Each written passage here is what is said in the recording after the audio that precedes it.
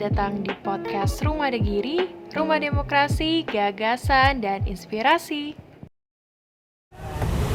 Halo teman-teman podcast Rumah Degiri, balik lagi di podcast Rumah Degiri. Kali ini saya bersama dengan seorang pengrajin yang pastinya warga Banyuwangi sudah akrab banget sama namanya Mas Bilal. Halo Mas Bilal, apa kabar hari ini? Alhamdulillah sehat. Sehat ya, sehat. Selalu famous gitu.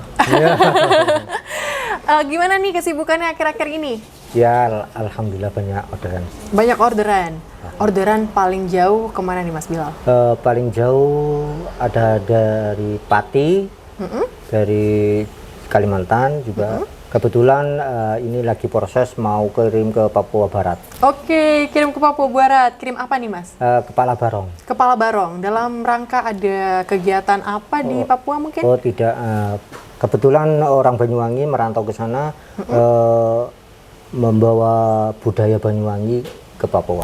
Oke, jadi salah satu cara untuk mengenalkan Banyuwangi itu melalui kerajinan Banyuwangi yang Ya, memang langsung dibuat oleh orang Banyuwangi juga, Mas Bilal, ya kan? Mas Bilal ini sudah mulai membuat kerajinan itu sejak kapan, Mas? Saya membuat kerajinan itu sejak lulus SD, Pak. Sejak lulus SD? Iya, lulus kurang lebih SD, sudah 30-an atau 40-an tahun? 30-an? 25. 25 tahun? Betul. Itu dulu pertama kali membuat kerajinan tuh kerajinan apa nih Mas Bilal? Ya, awalnya itu mempunyai inspiratif untuk membuat barong dan kebetulan di Banyuwangi itu kental dengan adat budaya Banyuwangi. Gitu. Jadi saya membuat sebelum mempunyai alat saya pakai cutter membuat miniatur kecil gitu. Kemudian saya jual waktu itu masih murah, masih 15.000, Masih 15.000 iya, gitu. Itu pertama kali untuk jualan miniatur-miniatur ya? Iya. Tapi Mas Bilal mengetahui bahwa Mas Bilal itu punya potensi di bidang kerajinan itu sejak SD itu atau dari sebelumnya nih? Kebetulan dari keluarga juga ada orang seni ya? Orang seni juga. Dan saya 4 bersaudara yang bisa memahat, saya dengan kakak yang nomor 3. Oh berarti emang satu keluarga itu emang concern terjun di dunia seni, iya. Seni Banyuwangi gitu ya. Berarti dari SD itu bukan nggak sendiri gitu, sama keluarga gitu, bareng-bareng untuk membuat kerajinan. Awalnya saya dibimbing oleh kakak. Juga kebetulan kakak tidak pernah sekolah dalam seni, kebetulan otodidak. Saya dengan kakak otodidak. Otodidak, berarti Mas Bilal otodidak nih? Ya. Belajarnya langsung ambil objeknya, langsung di otak-atik menjadi sebuah barong misalnya kayak gitu. Iya. Selain barong, apa aja yang dibuat sama Mas Bilal? Kerajinan apa saja? Kalau saya kerajinan ya tergantung pemesanan, misalkan ada pemesan selain barong juga menerima. Menerima. Ya. Contohnya apa nih Mas? Ya kayak itu apa? Seperti daun pintu ya dipahat-pahat, digambar apa gitu. Berarti yang menggunakan kalian memahat Betul. gitu bisa lah ya gitu. Oke, Mas Bilal ini kan pesanannya sudah banyak nih. Biasanya kalau dalam sebulan itu ada berapa banyak pesanan sih biasanya? Kalau saya sekarang ini Mbak, alhamdulillah itu dalam 1 bulan ada 2 barong itu minimal 2 juta gitu. 2 juta? Pemasukan Per bersih. barong 2 juta? Bukan, 1 bulan ya. 1 bersih, bulan, ya. Oke. Kadang-kadang 1 bulan itu ada banyak, ada sedikit rezeki gitu Kak. Jadi orderan itu nggak selalu. Nggak nentu gitu.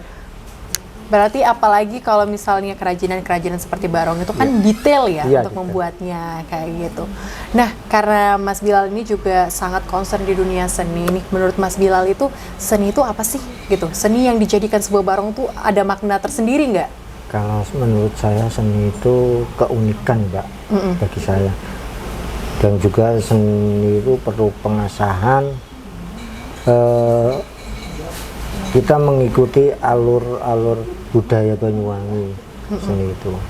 Bagi saya ya unik dan juga Menarik gitu lah. Ya.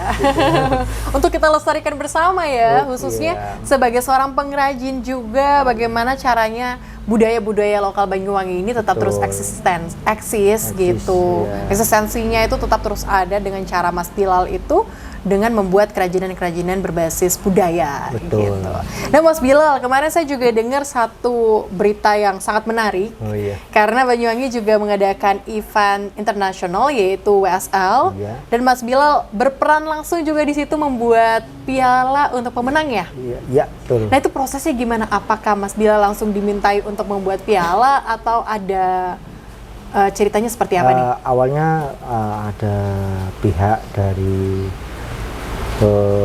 pihak dinas dinas mana itu olahraga ke rumah untuk awalnya membuat barong 5 biji. Buat apa Pak? Ini buat trofi internasional surfing WSL gitu. Boleh saya buat miniatur tingginya segini, itu 5 biji. Kemudian sudah selesai, minta diubah mindsetnya, minta itu apa, patung harimau. Jadi saya membuat barong 5, terus patung harimaunya 4. Patung harimaunya itu untuk menjadi pialanya juga, ya? Piala juga, berarti ada 2 ya pialanya? Ada 2. Oke. Kenapa memilih untuk harimau itu tadi? Atau ada makna tersendiri dari pahatan harimau itu atau gimana? Kalau menurut saya nggak tahu ya alasan kenapa dia dari dinas memintanya itu. Iya. Cuman awalnya itu barong itu untuk melestarikan budaya Banyuwangi, kan ciri khas Banyuwangi barong gitu. Jadi mindsetnya dirubah lagi, minta tambahan untuk membuat patung harimau gitu. Oke. Ketika Mas Bilal membuat piala waktu itu, khususnya nanti dari orang-orang luar, orang-orang asing yang ada di WSL waktu itu tuh bagaimana pendapat mereka waktu itu Pak? Wah, kebetulan saya nggak ikut serta ke sana gitu, Pak. Saya hanya cuma pengrajin aja, suruh buat untuk ya trofi tersebut. Oke. Tapi seneng banget nggak sih Mas Bilal? Bangga banget ya? Bangga. Ini event internasional pertama yang Mas Bilal ikut serta atau pernah di event-event lainnya? Pernah buat piala saya untuk... pertama kali ini Mbak. Pertama kali yang internasional? Iya. Kalau sebelumnya Mas Bilal ini pernah diundang atau mensponsori atau ikut serta membuat piala-piala lainnya itu belum pernah. Berarti ini adalah yang pertama kali. Dan rasa bangga pastinya ya. Wah, sangat bersyukur dan bangga sekali Mbak. Jadi orang Banyuwangi bisa berkarya, walaupun keadaan saya seperti ini, bisa berkarya untuk Kabupaten Banyuwangi, bangga sekali. Oke, luar biasa. Tapi Mas Bilal pernah nggak sih ada merasa kayak kesulitan atau keterpurukan dalam bisnis waktu awal-awalnya berusaha gitu dalam dunia kerajinan, khususnya di Banyuwangi? Iya, awalnya ya agak kesulitan dengan pemasaran juga, permodalan, dan juga pembuatan juga. Sekarang misalkan ada orderan kepala barong yang paling besar itu minimal 50 cm. Itu bagi saya kesulitan untuk membuat kepala barong tersebut. Jadi saya meminta bantuan kepada teman, kepada saudara untuk ya mengguling-gulingkan bahannya itu. Jadi orangnya kecil, bahannya yang dibuat besar gitu Mbak. Jadi, tapi teman-temannya Mas Bilal ini sangat antusias juga ya membantu Mas Bilal untuk sukses gitu sampai saat ini. Pasti keluarga dan rekan-rekan itu bangga nggak sih sama Mas Bilal?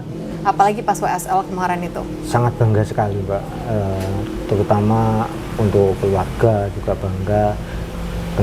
Bisa ya, mohon maaf, bisa dikenal di kota Banyuwangi. Iya, luar biasa. Nah Mas Bilal ini kan juga tergabung dalam salah satu komunitas difabel ya, komunitas UMKM difabel, namanya Divawangi. Divawangi, nah, alhamdulillah. Ini baru dibentuk sejak kapan nih Mas? Kalau Divawangi itu masih baru, kurang lebih 1 tahunan. 1 tahunan ini? Iya. Kalau misalnya dari Mas Bilal sendiri, ini nih dibentuk gara-gara apa sih? Apakah aspirasi-aspirasi dari teman-teman difabel ini yang memang membutuhkan untuk dibuatnya sebuah komunitas khusus dengan UMKM difabel atau seperti apa, Mas? Kalau komunitas sekarang banyak, Mbak. Ada DMI, PPDI, juga ada Aulantera, dan ini muncul lagi Diva Wangi yang baru ini. Kenapa kami membuat program tersebut? Karena untuk menyalurkan bakat-bakat teman-teman difabel ke Kabupaten Banyuwangi agar difabel mempunyai fasilitas-fasilitas tersebut. Fasilitas-fasilitas tersebut. Nah, difabel ini kan juga bisa berkarya gitu ya. Karya-karyanya luar biasa sekali. Mas Bilal pernah nggak sih merasa kesetaraan antara difabel dan yang lainnya itu, pernah nggak sih merasakan hal-hal yang tidak enak untuk didengar lah gitu? Iya, namanya itu ya ada, Mbak. Jadi ya gimana lagi. Terus harapan kedepannya Mas Bilal bersama dengan teman-teman Diva Wangi ini seperti apa kedepannya? Kedepannya kami ingin membantu teman-teman Diva Wangi yang mempunyai keahlian yang lain seperti anyaman, menjahit, dan yang lain untuk memajukan karya-karya dia untuk biar lebih ini mandiri ini hasil karya difabel mampu untuk berkarya, tidak kalah dengan yang non-difabel. Non-difabel, berarti ini adalah salah satu komunitas yang bergerak bagaimana caranya difabel ini juga bisa mandiri, punya penghasilan sendiri gitu ya. Betul. Bisa menghasilkan sesuatu karya-karya yang unik dan menarik kayak gitu. Di Diva Wangi ini rata-rata teman-teman itu pada kerajinan semua atau ada UMKM lainnya nih? Biasanya, ada UMKM seperti ya bagian perempuan ada yang masak, itu ada juga. Tapi kebanyakan difabel itu banyak yang menjahit, elektro itu banyak. Yang alhamdulillah di Banyuwangi pemahat difabel tunadaksa cuma saya aja. Cuman Mas Bilal. Tapi harapannya ke depannya bahwa teman-teman lainnya juga bisa belajar dari Mas Bilal untuk bisa menghasilkan sebuah karya-karya unik lainnya. Dan nanti Diva Wangi ini juga bisa membawa nama difabel. Kalau difabel itu ternyata bisa menghasilkan sebuah karya-karya yang menarik tentunya. Oke Mas Bilal, hari ini terima kasih sudah bergabung di podcast Rumah Digiri, sudah sharing terkait dengan pengalamannya, dan sekali lagi selamat karena waktu itu WSL sudah bisa berkontribusi membawa nama Diva Wangi ya, sudah ada ya waktu itu Diva Wangi. Ya kebetulan alhamdulillah saya sudah dapat prestasi yang lain. Ada apa aja nih? Piagam. Kebetulan salah satunya dari Untak. Dari Untak Banyuwangi, anugerah inspiratif dari Untak Banyuwangi ya. Iya. Dan juga saya kebetulan alhamdulillah bisa bertemu dengan beberapa menteri